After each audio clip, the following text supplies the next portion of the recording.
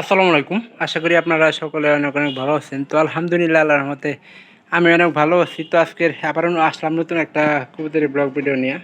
তো যারা চ্যানেলটিকে এখনও সাবস্ক্রাইব করে দেননি সাবস্ক্রাইব করে দেবেন, পাশে থাকা বেল আইকনটি অন করে দেবেন পরবর্তীতে আমার এই সকল গ্রামের নতুন নতুন কবুতরের ব্লগ ভিডিওগুলো পাওয়ার জন্য। তো আপনারা কেউ আমার এই ভিডিওগুলো মিস করবেন না। তো আজকের যে ভিডিওটা সেটা হইতেছে যে আমাদের এই কবুতর জোড়া নিয়ে। তো আশা করতেছি যে এই কবুতররা খুব তাড়াতাড়ি আমাদের মনে করেন যে ডিম দেবে। তো সে আশাতে আছে, কারণ এই পাড়িটা আমাদের একটা খোপালা কবুতর ছিল, ওটার সাথে কিন্তু জোড়া ছিল, পরবর্তীতে এটার সাথে আবার কিন্তু নতুন করে জোড়া নিছে। এর সাথে আর কিছু কবুতর ছিল, সেগুলা কিন্তু ডিম করতেছে আল্লাহর মধ্যে। এই কবুতর জোড়াও কিন্তু ডিম করছে। আবার এই কান্দির কবুতর জোড়ার কিন্তু কোনো আপডেট আমি পাই না এ পর্যন্ত। ইতিমধ্যে যে এই কবুতর জোড়া দেখতেছেন এটার কিন্তু পাড়িটারে আমি সমস্যা লক্ষ্য করতে পারছি। তো ইনশাল্লাহ এটা পাড়ি মনে করেন যে আমরা 2-4 এর ভিতরে এর পাড়িটা মনে করেন যে বিক্রি করে নতুন একটা পাড়ি ক্রয় করার চেষ্টা করব। তো আপনাদের সব আপডেট ভিডিও কিন্তু আমি প্রতিনিয়ত দেখাবো, আপনারা কেউ মিস করবেন না, আপনাদের ভালো লাগবে। এর মধ্যে আবার একটা কাহিনী করছে। কাহিনীটা কি জানেন, যে কিছু কিছু কবুতরে আমার কিন্তু ঠান্ডা লাগছে, গরমের ঠান্ডা কিন্তু প্রচুর ঠান্ডা।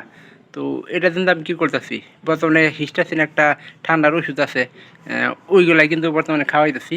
আর বাকি করতেছি যে যে যাতে কবুতরগুলো ঠান্ডা ভালো হয়, তো সেই ব্যাপারে আমরা লক্ষ্য রাখতেছি কবুতরগুলো যাতে সুস্থ সবল হয়ে থাকে।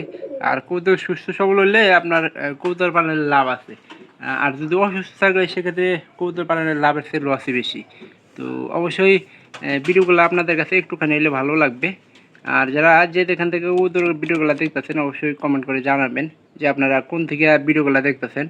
তো দেখাবে আবার পরবর্তীতে অন্য কোনো ভিডিওতে অন্য কোনো বিষয় নিয়ে। আর আমি চেষ্টা করবো এরকম ভিডিও তৈরি করার। আর আপনারা যারা কবুতর লালন পালন করতেছেন তারা কিন্তু একটা শখের বসে অথবা কবুতর পালনে সফলতার জন্য কিন্তু কবুতর লালন পালন করে থাকেন।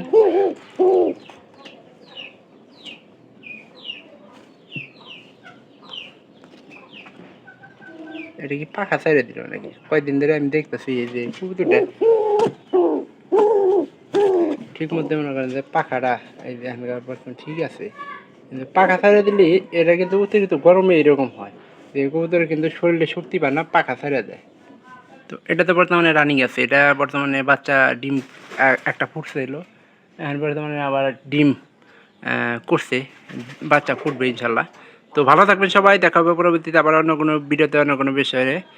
তো সবাই ভালো থাকেন, সবাইকে ধন্যবাদ।